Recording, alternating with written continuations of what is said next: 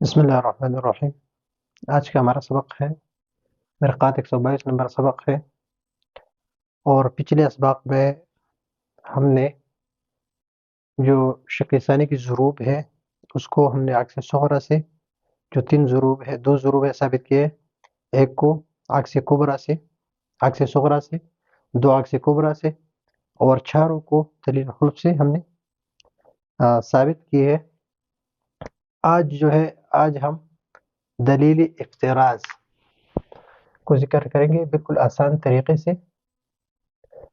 دلیل افتراض، دلیل افتراض سے ہم اپنا نتیجہ جو ہے اس کو ثابت کریں گے۔ تو دلیل افتراض جو ہے یہ یاد رکھیے کہ وہ ان ضروب میں ہو سکتا ہے جس میں سے ایک، یعنی اس میں سے ایک مقدمہ جو ہے وہ جزئیہ ہو، کیا ہو؟ جزئیہ ہو۔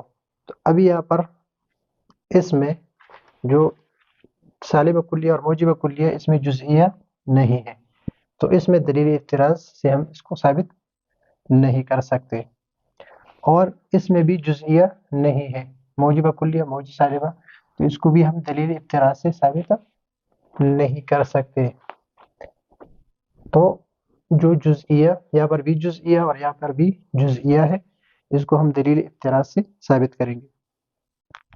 دلیل افتراض میں یہ ہوتا ہے کہ جو بعض الحیوان ہے، بعض الحیوان یہ انسان ہے، اس بعض حیوان کو ہم فرض کریں گے۔ بعض حیوان کیا؟ مثلا ہم نے زید کو فرض کیا، زید کو فرض کیا۔ ابھی ہمیں دو مقدمے، مثلا زید کیا ہے؟ زید انسان ہے، انسان، اور اس پر یہ بھی صادق آ رہا ہے کہ زید حیوان۔ پہلے ہم نے کیا کیا؟ اس کو فرض کیا، اور یہ جو محمول ہے اس پر حمل کیا، اور پھر جو موضوع ہے اس پر حمل کیا، تو زید انسان اور زید حیوان، ہمارے پاس آ گئی یہ دو مقدمے، یہ دو قضیے ہمارے پاس آ گئے۔ ابھی سب سے پہلے ہم زید انسان اس کو یہاں پر لائیں گے، زید انسان، زید انسان، اور یہاں پر یہ ہم لائیں گے یہ کبرا لا شیء من الفرس بانسان۔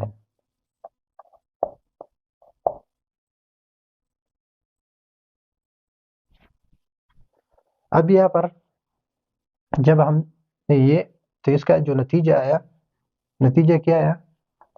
نتیجہ زید انسان زید لیس بفرس۔ ابھی اس کا عکس نکالیں گے، اس کا عکس ہے بعض الحیوان زید، اور اس کے ساتھ یہ نتیجہ جو ہے اس کو کبرا بنائیں گے، زید لیس بفرس۔ اس کا نتیجہ آیا بعض الحیوان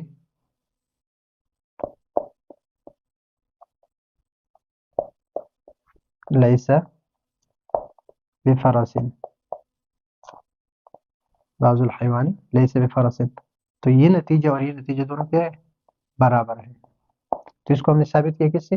دلیل افتراض سے، کہ ہم نے یہاں پر جو بعض الحیوان ہے اس کو فرض کیا، پھر ہم نے اس سے دو قضیے جو ہے حاصل کی، زید انسان اور زید حیوان، پھر پہلا ہم نے لے لیا اور یہ کبرا ساتھ ملا لیا، اس کا جو نتیجہ آیا اس کو پھر اس کا عکس نکالا، اور یہ نتیجہ جو ہے اس کا کبرا بنایا، اور اس سے جو نتیجہ آیا یہ عین یہ نتیجہ ہے۔ تو یہ ہم نے ثابت کیا کس سے؟ دلیل افتراض سے۔ اب یہاں پر دوسرا ہے، یہ بھی جزئیہ ہے، ایک مقدمہ اس میں کیا ہے؟ جزئیہ ہے۔ تو دلیل افتراض کے لیے یاد رکھیے کہ دونوں مقدموں میں سے ایک مقدمہ کیا ہو؟ جزئیہ ہو۔ اب یہاں پر بھی دو مقدمے ہم حاصل کریں گے۔ پہلا ہے لا شیء، مثلا بعض الحیوان کیا ہے؟ بعض الحیوان لیس بانسان، وہ بعض حیوان ہم لے لیں گے جو انسان نہیں ہے. وہ بعض حیوان کیا ہے؟ مثلا ہم فرس لے لیں گے، فرس. تو ابھی ہے اس سے ہم دو مقدمے لے لیں گے. پہلا مقدمہ لا شیء من الانسان، لا شیء من الفرس بانسان،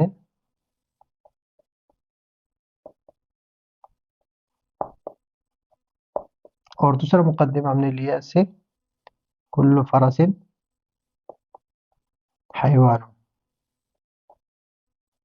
یہ دو قضیے ہم نے اس سے بنا دی کہ کوئی فرس جو ہے، فرس یہ انسان نہیں ہے، اور کل فرس جو ہے وہ حیوان ہے.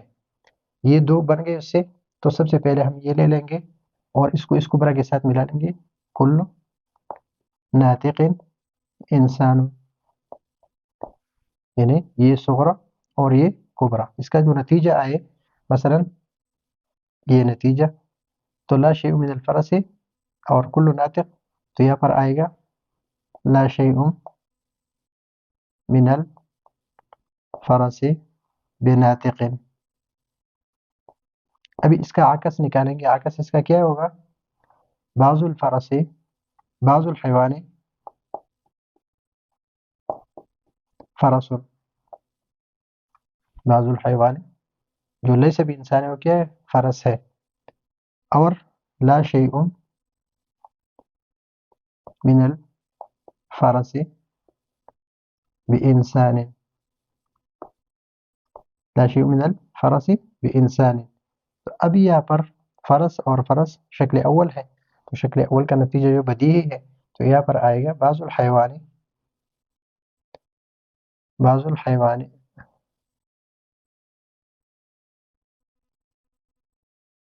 بناطق، لا شیء من الفرس بناطق. تو نتیجہ آئے گا بعض الحیوان لیس بناطق،